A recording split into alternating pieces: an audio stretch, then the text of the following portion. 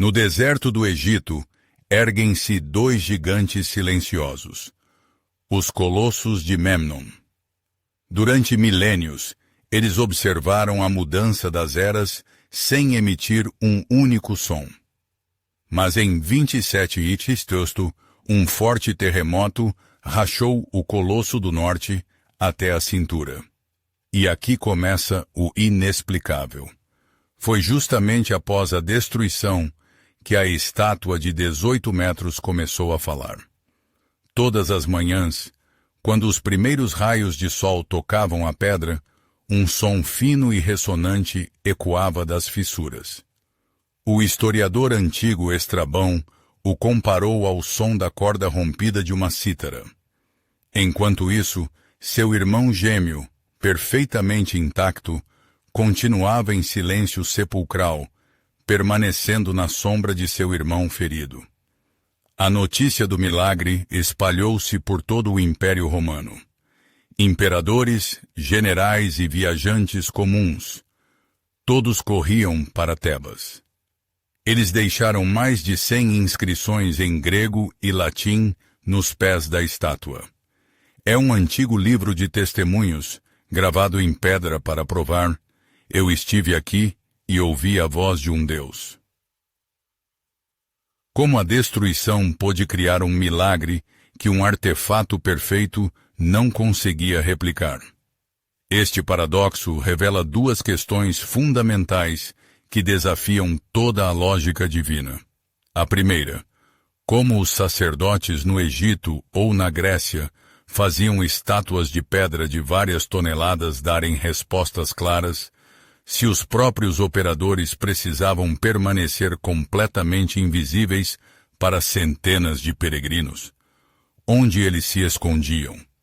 E a segunda, porque justamente o colosso danificado e rachado se tornou o principal oráculo de seu tempo, enquanto seu gêmeo perfeito foi ignorado por todos. E se a tecnologia estivesse oculta na própria destruição? A solução para o segredo do sacerdote invisível nos aguarda nas próximas 3 sessões. E o mistério da pedra que canta será totalmente revelado na 7ª. Lembre-se, você já esteve em lugares com acústica incomum, onde o eco se comportava de forma estranha? Acontece que essa é a chave para o primeiro segredo. Ao final desta investigação, você não terá apenas um conjunto de fatos. Você terá o arsenal completo de um sacerdote antigo, 7 chaves da máquina de ilusões. São enganos acústicos, truques de arquitetura, robôs mecânicos e até técnicas de pressão psicológica. Você nunca mais verá os templos antigos como pedras mortas.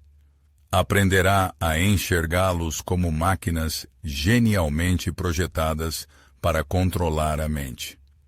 Teatros onde cada elemento desempenhava seu papel no grande espetáculo. Começaremos pelo mais simples, o som. Em seguida, desvendaremos os segredos das paredes dos templos e, por fim, entenderemos como tudo isso funcionava em conjunto.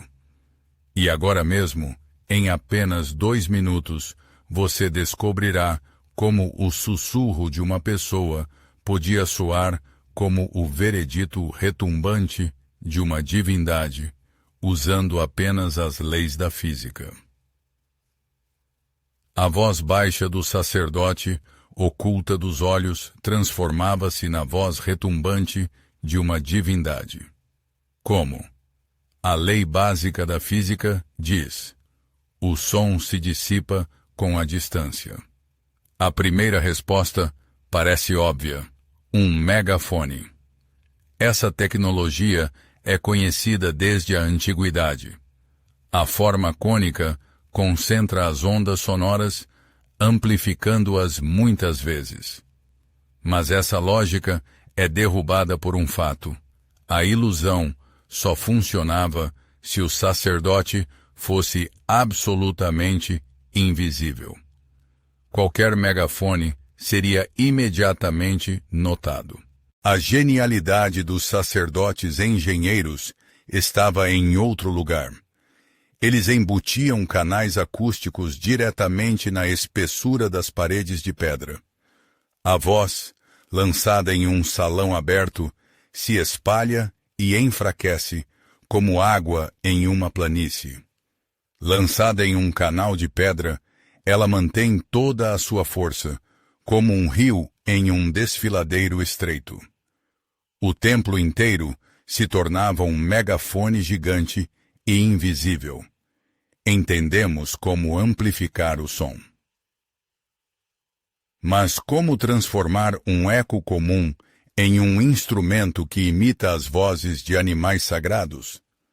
No anfiteatro de Epidauro, um sussurro no palco pode ser ouvido a 60 metros de distância. Seria uma acústica divina ou um cálculo preciso de engenharia? A simples reflexão do som em superfícies lisas explica a reverberação dos templos. Mas esse efeito não é controlável. Ele cria apenas um zumbido. E se o som pudesse não apenas ser refletido, mas alterado a ponto de se tornar irreconhecível? Isso exigiria a compreensão da difração e da interferência de ondas descobertas milhares de anos depois. A realidade supera as expectativas. Uma palma na base dos 91 degraus da pirâmide de Kukulkan, em Chichén Itzá, produz um eco que imita com precisão o canto do pássaro sagrado Quetzal. Cada degrau funciona como um ressonador. Eles não apenas usavam o eco, eles o projetavam. Essencialmente, os 91 degraus da pirâmide são um antigo processador de áudio digital. Mas uma coisa é alterar o som do lado de fora. Outra bem diferente é transformar a fria voz de um sacerdote no timbre desumano de um deus vindo de dentro da pedra. O peregrino não ouvia a resposta apenas em alto volume. Ele a ouvia com um timbre completamente desumano, grave, vibrante, preenchendo todo o espaço. A simples amplificação não explica isso. Pense em um violão. A corda por si só soa baixo. É o corpo de madeira que, ao ressoar, dá ao som seu timbre e volume únicos. Os sacerdotes usavam o mesmo princípio, criando câmaras de ressonância ocultas nas paredes ou na própria estátua. Mas a voz humana muda constantemente. O menor erro no cálculo do volume da cavidade, e em vez de uma voz majestosa, teríamos um zumbido distorcido. A prova dessa tecnologia está guardada no Louvre. É uma cabeça de madeira do deus chacal Anubis. Por dentro, há um canal oculto que termina em uma cavidade perfeitamente calculada para alterar o timbre. O sacerdote falava em uma abertura na parte de trás. E o som modificado saía pela boca da divindade. Mas e se o sacerdote nem precisasse falar alto? Existia uma tecnologia que permitia lançar um sussurro a dezenas de metros. Todos os testemunhos afirmam: a voz não vinha da parede, mas diretamente da boca da estátua. Como era possível focar o som com tanta precisão? O ventriloquismo vem à mente. Um sacerdote, escondido por perto, simplesmente projetava sua voz na estátua. Mas o ventriloquismo clássico só é eficaz a curtas distâncias e em silêncio. Em um templo enorme e reverberante, com dezenas de pessoas, a voz baixa de um ventríloco simplesmente se perderia no ruído. Essa explicação está errada. O verdadeiro segredo estava na sinergia. Os sacerdotes usavam uma tecnologia híbrida. A voz baixa e não articulada do ventríloco era enviada para um canal acústico que a amplificava e direcionava para a estátua. E a acústica especialmente projetada do salão captava esse som e o levava aos peregrinos. Mas nem isso era suficiente. Na próxima sessão, revelaremos o truque psicológico que fazia o cérebro de centenas de pessoas ouvir a voz exatamente onde os sacerdotes queriam, mesmo que fisicamente fosse impossível. Ouvimos onde vemos a fonte do som. É o efeito do ventríloco. A visão vence a audição. A boca em movimento do boneco faz nosso cérebro transferir a voz do ventríloco para ele. Mas no templo havia um problema. A estátua de várias toneladas era absolutamente imóvel. Isso deveria ter quebrado a ilusão. Como os sacerdotes enganavam centenas de pessoas ao mesmo tempo? Eles criaram outro tipo de movimento, não mecânico, mas sensorial. A penumbra, a fumaça densa de incenso, os cânticos monótonos. Tudo isso sobrecarregava o cérebro do peregrino. Nesse caos, a consciência buscava desesperadamente um foco. E o encontrava no único ponto intensamente iluminado: a estátua. Ela se tornava a âncora visual a qual o cérebro, por si só, associava a voz sem dono do sacerdote. É semelhante a como a visão do fogo nos faz sentir calor. Antes mesmo de ele chegar, a visão prepara o cérebro para a sensação desejada. Mas eles dominavam essa arte. Nenhum manual direto sobre ventriloquismo foi encontrado. E não poderia ter sido. Era um conhecimento secreto da casta sacerdotal, seu principal instrumento de poder. Revelá-lo significaria perder o monopólio da comunicação com os deuses. Mas as evidências indiretas são irrefutáveis. O historiador grego antigo Estrabão descreveu as vozes dos oráculos como estranhas, abafadas, como se viessem de debaixo da terra. Essas são as características exatas de uma voz produzida com articulação suprimida, que é um sinal-chave do ventriloquismo. Crianças com dons vocais especiais eram selecionadas para as escolas dos templos.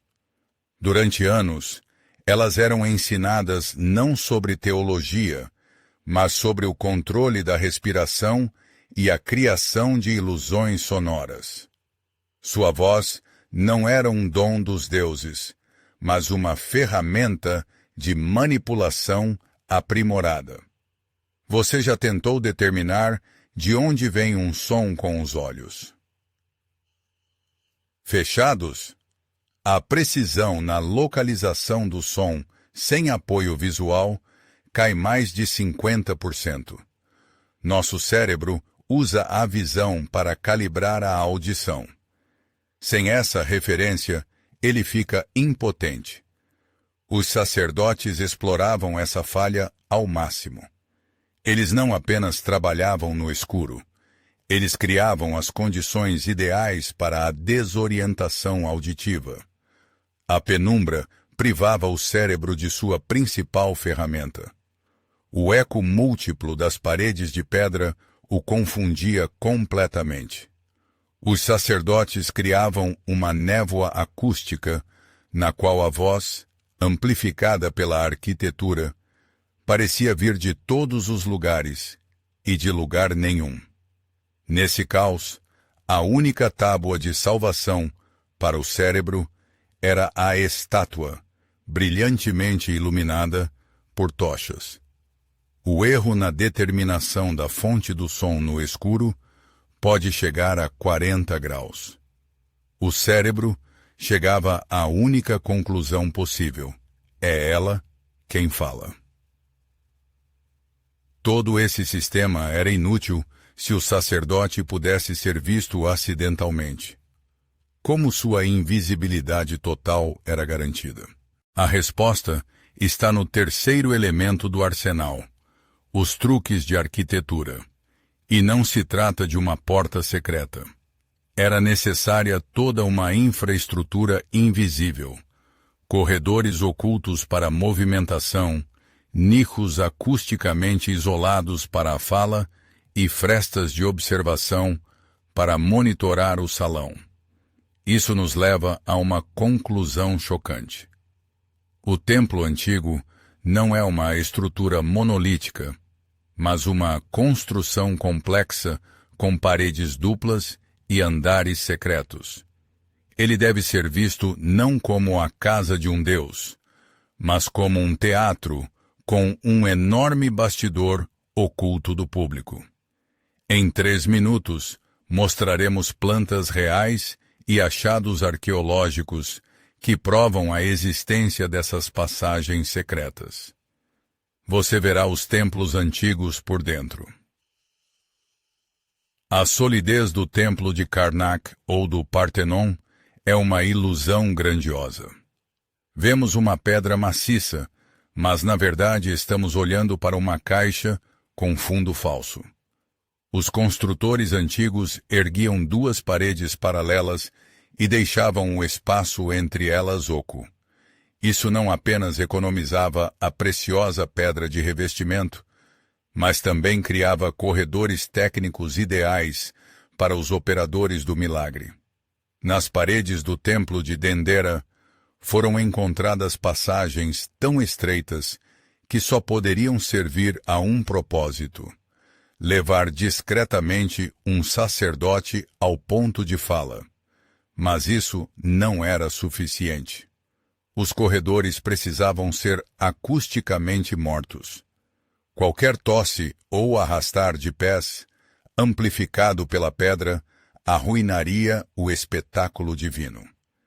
Mas se o sacerdote estava emparedado, como ele via o que acontecia no salão? Cada templo era projetado por um sacerdote arquiteto que resolvia uma dupla tarefa. Para todos, ele construía a casa de um deus. Para os iniciados, ele criava uma máquina de ilusões impecável. Passagens ocultas e canais acústicos não eram um anexo, mas parte do projeto fundamental. Era um jogo de altíssimo risco, um desenho errado, uma palavra de um trabalhador, e toda a casta sacerdotal poderia ser acusada de sacrilégio e executada.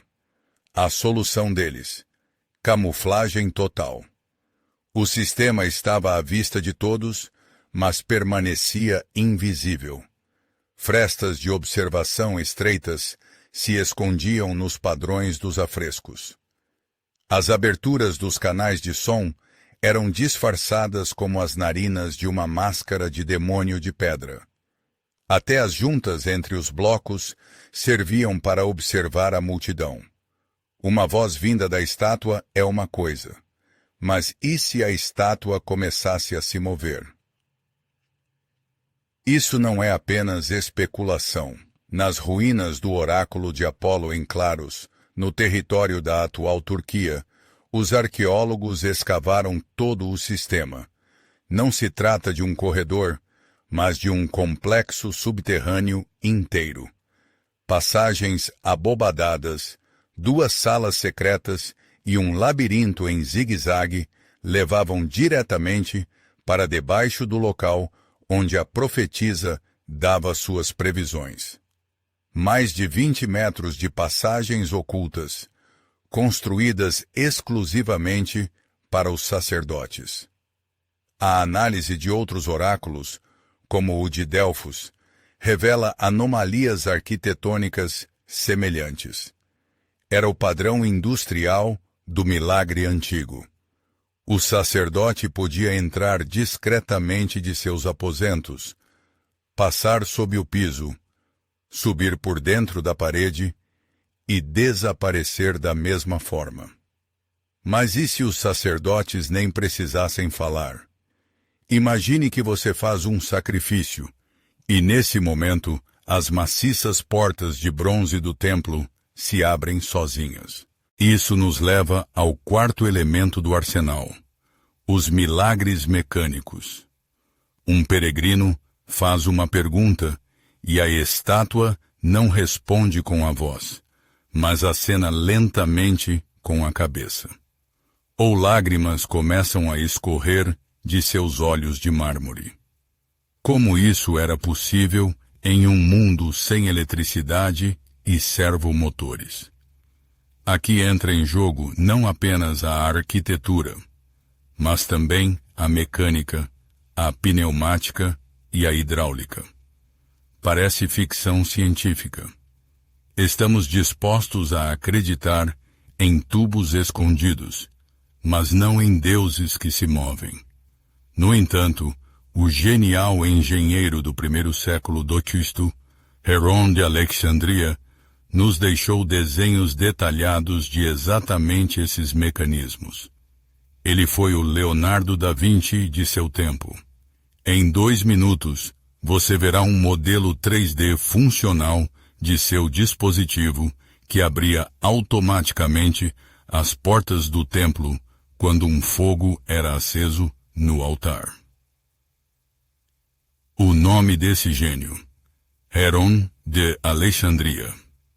O Leonardo da Vinci, do primeiro século do Cristo, cujas invenções estavam 1000 anos à frente de seu tempo. Em seu tratado Pneumática, ele descreveu detalhadamente mais de 70 autômatos, de máquinas de venda de água benta a pássaros que cantavam. Mas seus contemporâneos o viam apenas como um criador de brinquedos engenhosos para entreter o público rico. Eles não entenderam que seus desenhos não eram passatempos, mas instruções prontas para a criação de milagres divinos. Os verdadeiros clientes de sua tecnologia eram os sacerdotes, e seus brinquedos eram os protótipos ideais para os efeitos especiais dos templos. E o primeiro desses milagres está escondido bem debaixo do altar. Veja como funcionava. Passo 1. O altar para sacrifícios é, na verdade, oco e hermeticamente conectado por um tubo a um reservatório de água escondido sob o piso. Passo 2. Quando o fogo é aceso no altar, o ar dentro dele aquece e se expande. Passo 3. O ar expandido, através do tubo, desloca a água para um balde suspenso que funciona como contrapeso. Passo 4. O balde, ao se encher, fica mais pesado, desce e, por meio de um sistema de cordas e polias, gira os eixos que sustentam as portas. Elas se abrem. Para o peregrino, era a prova direta. O Deus aceitou o sacrifício e abriu sua casa. Engenheiros modernos recriaram esse mecanismo várias vezes.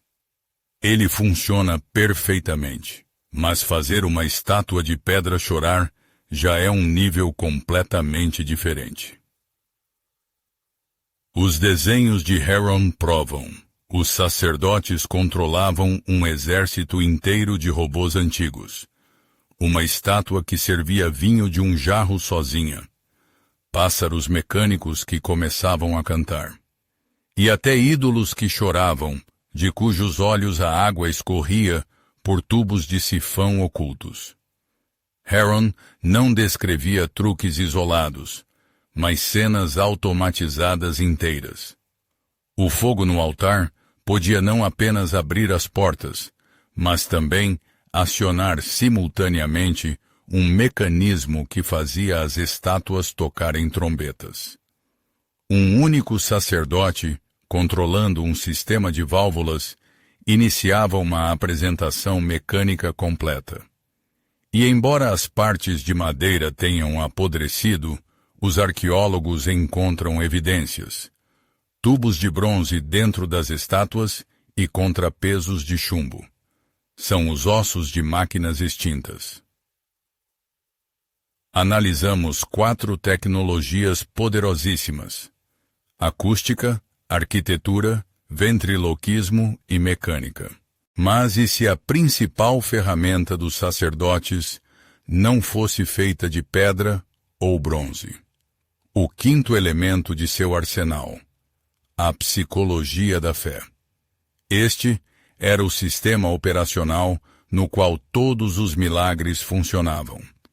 Esses truques teriam funcionado se um peregrino viesse ao templo com uma atitude fria e cética. Ou o milagre se tornava real porque a pessoa desejava desesperadamente vê-lo. As tecnologias eram apenas o gatilho. A verdadeira arma era direcionada às vulnerabilidades da consciência humana. Lembre-se de como a música em um filme muda sua percepção de uma cena. Os sacerdotes usavam as mesmas técnicas, mas 2000 anos atrás e com riscos muito maiores. Porque as pessoas que investiram tudo naquela peregrinação eram as menos propensas a notar o engano? O paradoxo é que quanto mais esforço era feito, mais forte se tornava a fé. A longa jornada, os jejuns, as orações, era um ritual de pré-ajuste em várias etapas. O cérebro do peregrino, exausto e cheio de esperança, era o solo fértil no qual a semente do milagre estava destinada a cair e germinar. Mas a realidade era ainda mais profunda. As pessoas iam ao oráculo não por curiosidade, mas com uma última esperança: curar uma doença, evitar uma guerra. Elas buscavam desesperadamente a salvação, e seu cérebro estava pronto para aceitar qualquer sinal como uma resposta.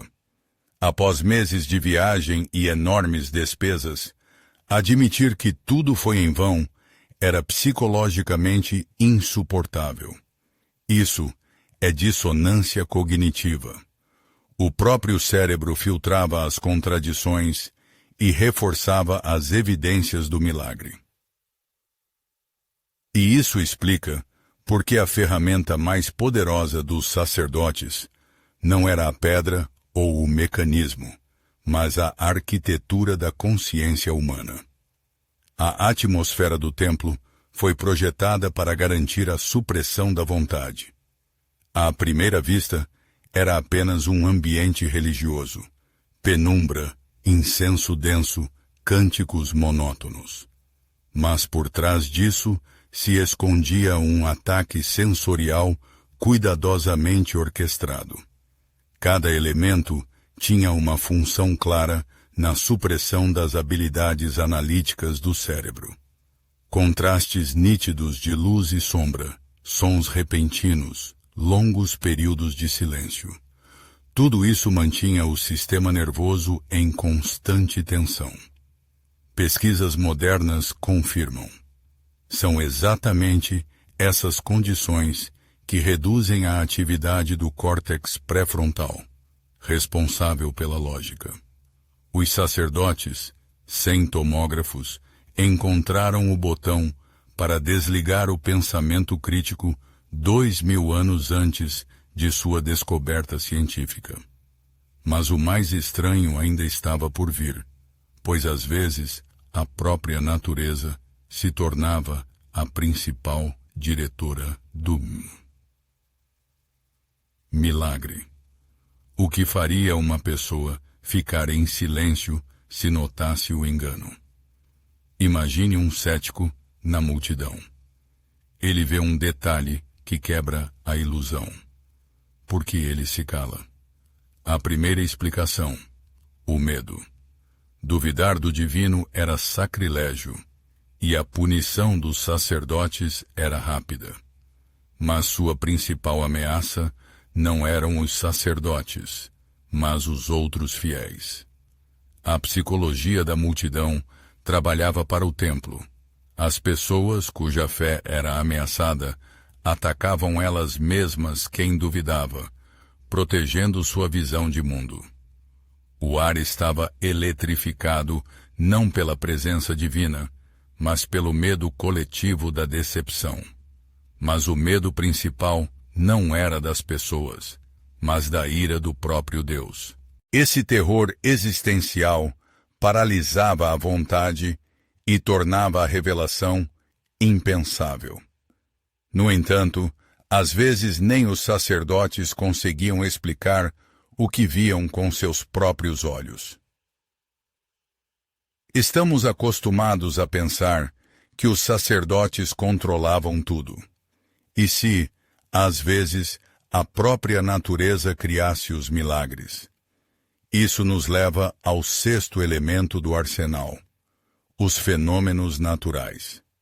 Os sacerdotes não eram apenas engenheiros de ilusões, mas também oportunistas geniais. Eles encontravam anomalias naturais e as integravam magistralmente em seus rituais. Isso vira todo o quadro de cabeça para baixo. Muitas tecnologias foram criadas não para enganar do zero, mas para imitar e amplificar milagres naturais já existentes. Paradoxalmente, o Colosso de Memnon, do qual falamos no início, só se tornou um oráculo mundialmente famoso depois que um terremoto o destruiu. É justamente este caso, onde uma rachadura acidental na pedra gerou o maior milagre da antiguidade, que é a chave para entender essa abordagem dupla. E na próxima sessão, finalmente revelaremos seu segredo. Como a destruição pôde gerar um Deus e o conserto matá-lo? A explicação científica para o colosso cantante revelou-se ridiculamente simples. O sol da manhã aquecia o arenito. A umidade, acumulada durante a noite nas fissuras do terremoto, evaporava. O vapor, saindo sob pressão, criava um som fino e ressonante. Mas um simples milagre geológico não explica a escala da fé. Nos pés da estátua, há mais de 100 inscrições em grego e latim. Não são anotações de turistas aleatórios, mas testemunhos oficiais de imperadores, generais e governadores. Era uma Meca internacional, de visita obrigatória para toda a elite do Império Romano. A ironia da história desferiu o golpe final. Em 529 d.C., o imperador Sétimo Severo, desejando agradar ao oráculo, ordenou que a estátua fosse reparada. As fissuras foram seladas, e a voz do Deus silenciou para sempre. Foi uma lição. Não é preciso criar um milagre do zero se você pode encontrá-lo pronto. Os sacerdotes começaram uma caçada por lugares onde a própria terra falava, porque os maiores oráculos da antiguidade eram construídos nos lugares mais estranhos e em falhas rocosas, perto de fendas fumegantes. A princípio, parece que os antigos simplesmente encontravam fenômenos acústicos naturais, como areias cantantes, e os consideravam sagrados. Mas a análise da localização dos maiores oráculos mostra, não é coincidência, mas estratégia. Os sacerdotes foram os primeiros geólogos, buscando não minério, mas anomalias. O exemplo mais claro, o Hérculo de Delfos. O templo de Apolo ficava exatamente na intersecção de duas falhas tectônicas. Da fenda no chão do santuário emanava etileno, um gás que causa euforia e alucinações. A inspiração divina da pitya tinha uma base química. O gás podia explicar o transe, mas não explicava porque ninguém desmascarava os sacerdotes que transformavam o delírio incoerente da pitya em profecias claras. O segredo não estava na geologia, mas na psicologia. Imagine-se como um sacerdote. Você encontrou um milagre natural que fortalece a fé. Você usaria para ajudar as pessoas ou ficaria em silêncio, preservando sua pureza? Do ponto de vista dele, isso não é um engano, é um serviço. Ele apenas ajuda os deuses a falar uma linguagem compreensível para a multidão. Sua tarefa não é fabricar um milagre, mas apresentá-lo corretamente. Mas aqui começa um caminho escorregadio. Primeiro, ele apenas interpreta. Depois, para que o milagre seja acessível a todos, começa a amplificá-lo. E no final, quando os peregrinos exigem um milagre com hora marcada, ele começa a imitá-lo. Em que momento a fé se transforma em cinismo? Para os próprios sacerdotes, essa fronteira talvez não existisse. Eles podiam acreditar sinceramente nos deuses e, ao mesmo tempo, usar a tecnologia para ajudá-los a se manifestar. Mas onde terminam as suposições e começam os fatos irrefutáveis? A chave para a resposta esperou seu momento na Terra por quase 2000 anos. Analisamos a acústica, a arquitetura, a mecânica e a psicologia. Mas tudo isso responde à pergunta de como poderia funcionar. Resta a questão principal: como funcionava na realidade? Isso nos leva ao sétimo e último elemento do arsenal: os achados arqueológicos e os textos antigos. É a transição das hipóteses para as provas materiais. Por quase 2000 anos, foram apenas teorias e sátiras. Mas no século XX, os arqueólogos obtiveram o que se pode chamar de prova cabal. As hipóteses se tornaram fatos comprovados. Na próxima sessão, apresentaremos artefatos irrefutáveis de coleções de museus. Trechos de textos antigos que revelam os segredos dos sacerdotes. Este será o veredito final no caso dos deuses falantes. Qual é a prova material mais irrefutável da tecnologia das estátuas falantes, escondida no principal museu do mundo? Os arqueólogos frequentemente encontravam estátuas ocas, mas os céticos sempre argumentavam. Isso era feito para aliviar o peso.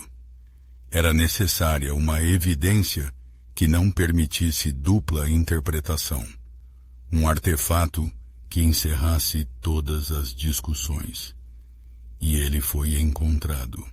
No Louvre, em Paris, está guardada uma cabeça de madeira do deus chacal, Anubis. Sua altura é de apenas 50 centímetros, mas dentro dela foi perfurado um canal perfeitamente reto com cerca de 2 centímetros de diâmetro. Ele começa na base do pescoço e sai exatamente na região da boca da estátua. Isso não é uma hipótese. É um guia de ondas acústico pronto. A prova cabal de nossa investigação. Mas uma coisa é um artefato e outra bem diferente é uma confissão por escrito. Será que ninguém nunca falou? Em centenas de anos de existência da tecnologia, alguém deveria ter quebrado o voto de silêncio. As primeiras pistas encontramos no satirista do século Louis Luciano. Ele ridicularizava os fraudadores de oráculos e descrevia seus truques com tubos ocultos. Mas a sátira é fácil de descartar como ficção. Para um julgamento são necessários depoimentos de testemunhas. E os testemunhos mais precisos vieram dos inimigos ideológicos dos sacerdotes, os primeiros autores cristãos. Em sua luta contra o paganismo, o teólogo Hipólito de Roma descreveu com precisão de engenheiro a mecânica dos milagres, tubos ocultos, sistemas de alavancas, autômatos. Seu objetivo era provar que não eram deuses, mas um engano. Assim, os desenhos técnicos mais precisos dos milagres pagãos foram feitos por aqueles que buscavam destruí-los. Temos o artefato e os textos. Mas isso não responde à principal questão humana. Por que a verdade não venceu? Como a verdade pôde perder para a ilusão, mesmo depois de revelada? Imagine um cético. Ele entra nos bastidores do templo e vê tudo. O sacerdote com o tubo, as alavancas, as passagens secretas. Seu próximo passo parece óbvio: correr para a multidão e desmascarar o engano. Mas ele para. Porque a revelação não apenas destruiria a autoridade dos sacerdotes. Ela destruiria a última esperança de milhares de pessoas, o que levaria à revolta e ao caos. A verdade abstrata vale tais sacrifícios reais? Para o cético, ela se tornou como uma faca afiada. Ele poderia cortar a mentira, mas nas mãos da multidão, essa faca se transformaria em uma arma. E ele se calou, não por medo, mas por senso de responsabilidade. E isso explica por que, ao revelar o segredo do passado, na verdade abrimos uma caixa de Pandora para o presente. O enigma central foi resolvido. Mas o que isso muda? Vamos fechar os ciclos abertos no início. Primeira pergunta: como os sacerdotes falavam de forma invisível? Resposta: graças à sinergia de truques arquitetônicos, canais acústicos e a arte do ventriloquismo. Segunda pergunta: por que era o colosso de Memnon rachado que cantava? Resposta: devido a um fenômeno natural acidental, que os sacerdotes usaram genialmente. Mas a questão principal permanece. Essas tecnologias desapareceram junto com os templos antigos? Ou elas apenas mudaram de máscara, tornando-se ainda mais sofisticadas? O arsenal dos sacerdotes antigos, acústica, mecânica, arquitetura e psicologia, está vivo hoje. Pensávamos que estávamos estudando a história antiga, mas, na verdade, recebemos um manual para o mundo moderno. Os 7 elementos dispersos do arsenal não são um conjunto de truques. São partes de uma máquina de ilusões única e genialmente projetada. Agora vamos montá-la por partes, começando pelo módulo de voz. Os truques de arquitetura eram o palco e o esconderijo, criando a possibilidade física para o engano. Os canais acústicos eram o hardware, os amplificadores que direcionavam o som. E a arte do ventriloquismo era o software que dava vida a todo o sistema. A sinergia deles era absoluta. Sem a arquitetura, o sacerdote seria visto. Sem a acústica, não seria ouvido. Sem o ventriloquismo, sua voz seria reconhecível. Somente juntos, eles criavam a ilusão perfeita de uma voz vinda do nada. Foi o primeiro efeito especial de som complexo da história. Mas o som era apenas metade do trabalho. A segunda parte da máquina era responsável por fazer as pessoas acreditarem nesse som. Agora vamos montar o segundo módulo, a máquina de influência sobre a consciência. A psicologia da fé era a preparação do terreno, tornando o cérebro do peregrino vulnerável. Os fenômenos naturais, quando ocorriam, serviam como a mais poderosa prova social vinda dos próprios deuses, legitimando todo o sistema. E os milagres mecânicos de Heron eram os efeitos visuais, desferindo o golpe final nos resquícios de lógica. Esse sistema funcionava como o controle da respiração. A psicologia fazia o peregrino prender a respiração em expectativa, e a mecânica e a natureza proporcionavam o tão esperado suspiro do milagre. Este módulo era responsável por garantir que o espectador fosse incapaz e não quisesse procurar o engano. Temos dois módulos, o sonoro e o psicológico. Qual era o sistema operacional deles? A resposta: o próprio templo. Não era apenas uma construção, mas o primeiro teatro imersivo da história, onde cada elemento trabalhava para criar uma realidade única e controlada. E essa máquina nunca desapareceu. Seus princípios vivem e prosperam hoje. A psicologia da fé. Nos funis de marketing que criam expectativa antes do lançamento de um produto.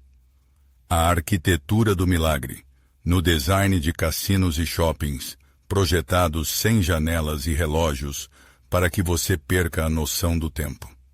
É o mesmo princípio de desorientação sensorial da penumbra dos templos antigos. Os enganos acústicos. No design de som de comícios políticos, onde o áudio é projetado para evocar emoções, não reflexão.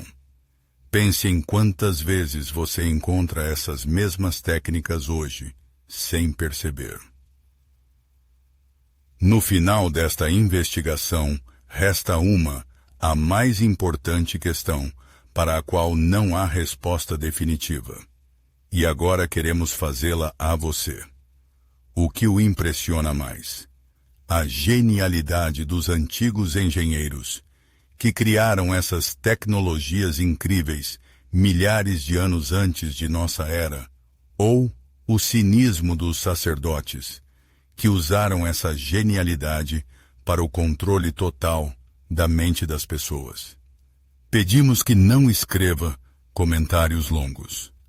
Apenas deixe uma palavra: genialidade ou cinismo.